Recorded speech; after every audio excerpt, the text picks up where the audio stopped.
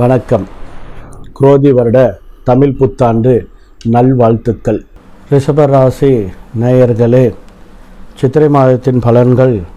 உங்களுடைய ராசிநாதன் சுக்கிரன் 11ஆம் வீட்டில் இருப்பதால் லாபஸ்தானம் ஏற்படும்.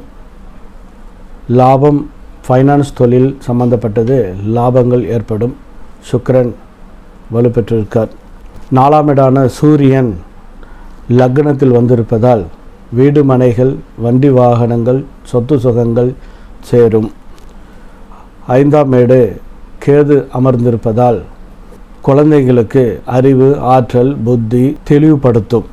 படிப்பில் முன்னேற்றத்தை கொடுக்கும். இம்மாதம் பரீட்சையில் நல்ல மதிப்பெண் எடுப்பார்கள். 9ஆம் வீடான பூர்வ புண்ணிய ஸ்தானாதிபதி 10ஆம் வீட்டில் இருப்பதால் இரும்பு சம்பந்தப்பட்ட வேலைகள் செய்பவர்களுக்கு இம்மாதம் நல்ல வருவாய் கிட்டும். சனி ஆட்சி பலம் 10ஆம் வீட்டில் கொடுத்திருக்கிறார். அதனால் நல்ல வருமானங்கள்.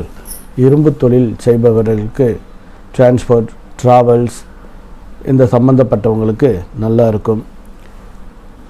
11ஆம் வீட்டில் 3 கிரகங்கள் சேர்க்கை இருப்பதால் வார்த்தைகளில் கொஞ்சம் நிதானம் தேவை. முடிவுகளில் கொஞ்சம் நிதானம் தேவை. காரியங்களில் கொஞ்சம் நிதானமாக செயல்படுவது ரொம்ப நல்லது. 12ஆம் வீட்டில் குரு, சூரியன் அமர்ந்திருப்பதால் யோகஸ்தானம் அப்படின்னு சொல்லக்கூடியது 12ஆம் இடம் நன்மை பயிலும். இது நல்லது நடக்கும்.